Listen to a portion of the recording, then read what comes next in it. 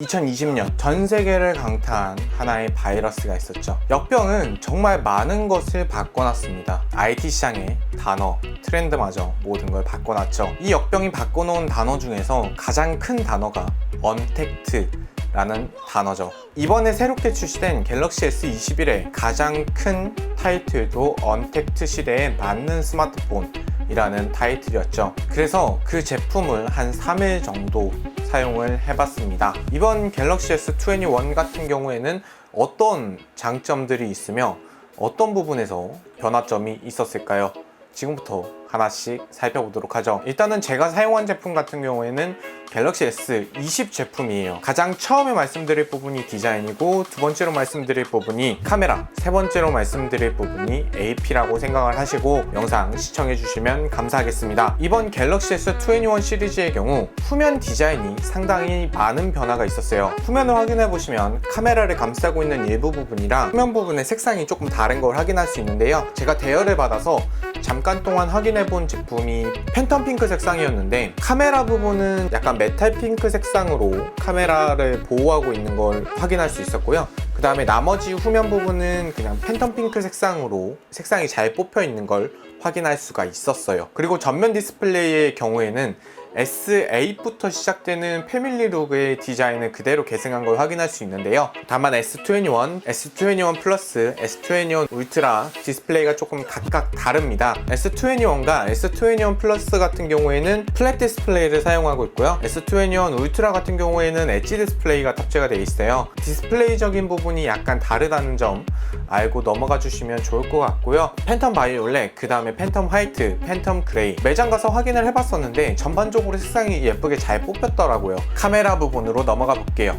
카메라 부분에서는 약간 말씀드리고 싶은 부분이 많습니다. 일단 카메라 스펙에 대해서 간단하게 말씀을 드리면 총 3개의 트리플 카메라로 구성이 되어 있어요. 1200만 화소의 기본 카메라, 6400만 화소의 망원 카메라, 1200만 화소의 광각 카메라. 요 스펙적인 부분은 크게 모르셔도 상관이 없어요. 제품에 대해서 긁어서 파헤치는 사람들이나 요거 다 머릿속에 외우고 있는 거지, 아 그냥 내 카메라는 3개가 탑재가 돼 있고 확대해서 찍을 수 있고 그 다음에 넓게도 찍을 수 있고 일반적으로도 찍을 수 있구나 라고 생각을 하시면 될 것 같아요. 최대 8K 24프레임까지 지원을 해주고요. 4K는 60프레임까지 지원이 됩니다. 일반적인 시네마 카메라에서도 4K 60프레임을 지원하는 카메라가 많이 없어요. 그 다음에 4K 60프레임이랑 8K 24프레임을 동시에 지원을 해주는 카메라도 많이 없고요. 일반적인 컨슈머들만 생각한 게 아니라 많은 창작자들을 위해서 포맷을 고민을 많이 했구나 라는 생각이 많이 들었고요. 조금 아쉬웠던 부분은 뭐냐면은 여기 지금 제가 재생을 해서 보여드리는 영상이 120프레임 영상이에요. 원래 120프레임이라 그러면 고속 촬영으로 들어가요. 요 촬영을 할 때 원래는 오디오가 들어가지 않습니다. 왜 그러냐면 보통 고속 촬영을 하면 오디오를 별도로 사용을 하지, 요 오디오를 사용을 하게 될 경우 오디오가 늘어지기 때문에 기본적으로 오디오는 아예 데이터에 담지도 않는 게 기본이에요. 근데 그 오디오가 담겨져서 나오더라고요. 영상 품질이나 이미지 품질 같은 경우에는 나쁘지 않았어요. 이런 조그만한 스마트폰에서 찍은 품질이라고는 생각하기에는 상당히 좋게끔 잘 느껴져서 요거는 상당히 마음에 들었던 부분입니다. 만약에 지금 여기서 사진 촬영을 했다라고 해볼게요. 근데 내 이쪽에 사람이 있어요. 그럼 여기 사람을 AI가 그걸 인식해서 바로 지워버릴 수 있게끔 지원을 해주더라고요. 이제 영상에서도 그렇고 사진에서도 그렇고 요 인물 하나 지우는 시간이 오래 걸리고 정말 귀찮은 작업이거든요.